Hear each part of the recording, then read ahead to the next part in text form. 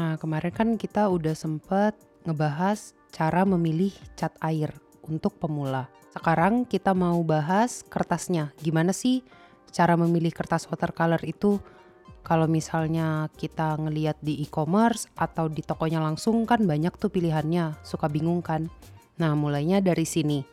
Setelah dari sini, mau coba-coba merek, tekstur, atau ketebalan yang lain, silahkan.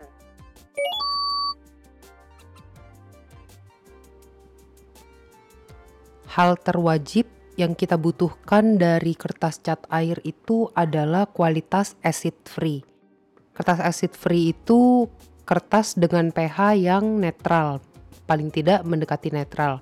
Kalau kayak kertas HVS atau book paper atau kertas-kertas yang bukan untuk cat air, itu biasanya kadar asamnya itu tinggi. Tipe-tipe kertas yang kalau disimpan lama nanti menguning, kita nggak mau kan. Kita udah bikin lukisan watercolor, 2-3 tahun kemudian warnanya jadi kuning. Warnanya jadi kuning, gampang berjamur, sayang kan lukisannya. Jadinya terwajib cari kertas yang bisa disimpan lama, cari tulisan acid free di label kertasnya.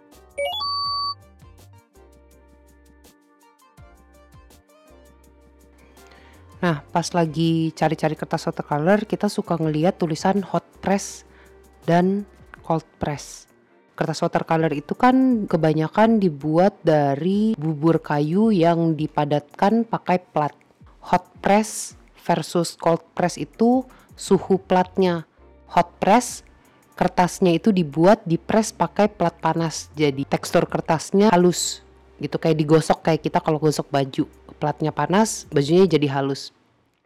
Cold press itu suhunya yang netral, yang normal. Jadinya ketika dipadatkan kertasnya itu teksturnya ya normal tergantung bulir-bulir kertasnya. Jadinya kalau hot press itu sudah pasti halus tekstur kertasnya. Kalau cold press dia ada 2 pilihan biasanya. Teksturnya yang medium atau sedang. Satu lagi teksturnya yang rough atau kasar. Untuk pemula cobanya yang cold press tekstur sedang aja dulu. Soalnya kalau yang hot press kan dia kemampuan menyerap airnya itu lebih sedikit. Jadinya nanti kalau misalnya ada salah-salah itu pas kita hapus watercolornya pakai tisu misalnya cepet rusak gitu. Jadi mendingan ambil yang medium tekstur. Kalau yang rough itu ada beberapa orang yang suka keganggu sama tekstur rough yang terlalu kasar. Jadi kalau untuk belajar enakan pakai yang tekstur medium.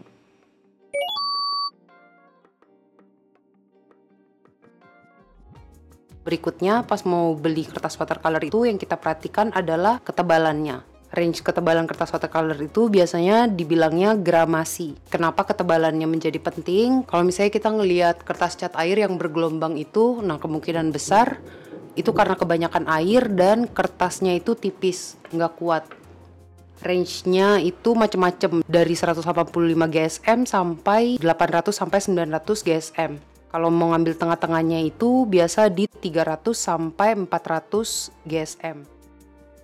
Kalau untuk pemula bisa pakai yang 200 GSM. Ini dari Artemedia 200 gram per meter persegi. Ini yang 200, ini yang 300. Kalau yang 300 tuh jauh lebih mending, dia nggak terlalu bergelombang.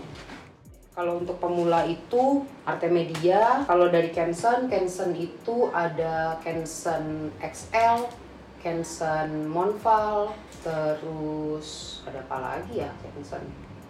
Oh iya, di website Canson itu, di website kita bisa masukin kebutuhan kertasnya kita sama kebutuhan ngelukisnya kita. Jadi nanti dia bisa ngarahin beli kertasnya tuh yang mana.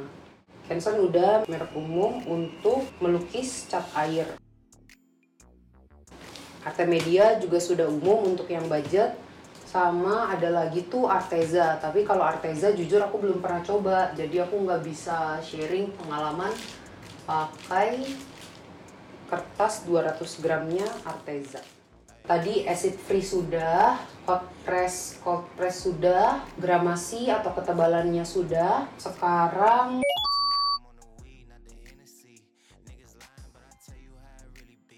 pilihannya lembaran atau sketchbook.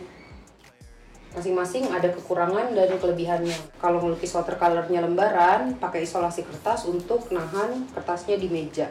Jadi digarisin gitu 1 cm misalnya, 1 cm, 1 cm, 1 cm, 1 cm, terus pakai isolasi kertas.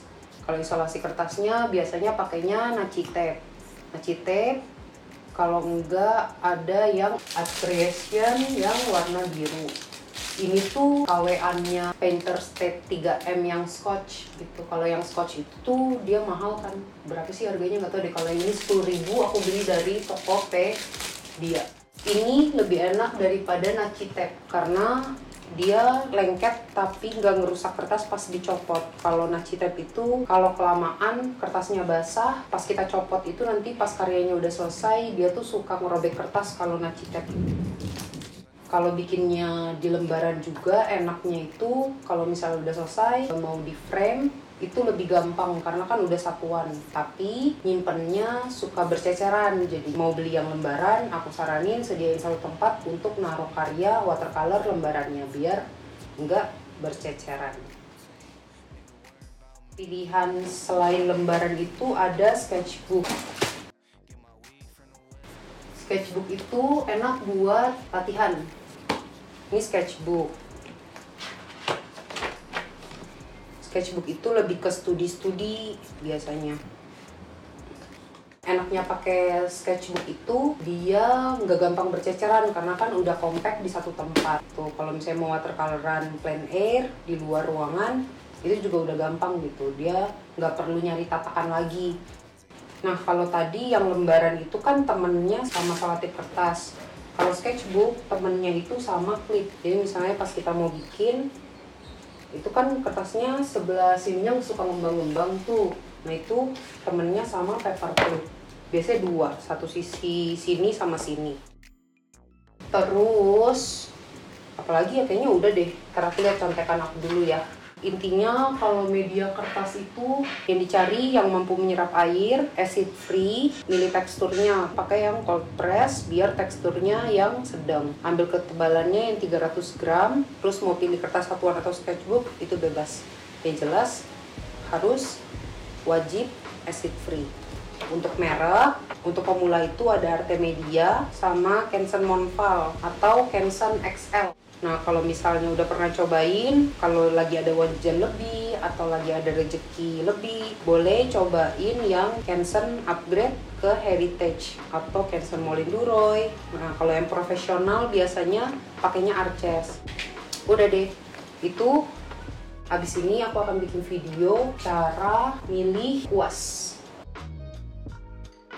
Gimana sih milih kuas watercolor yang kita butuhin, poin pentingnya tuh apa, bentuk-bentuknya, itu di video berikutnya biar kamu enggak bosen.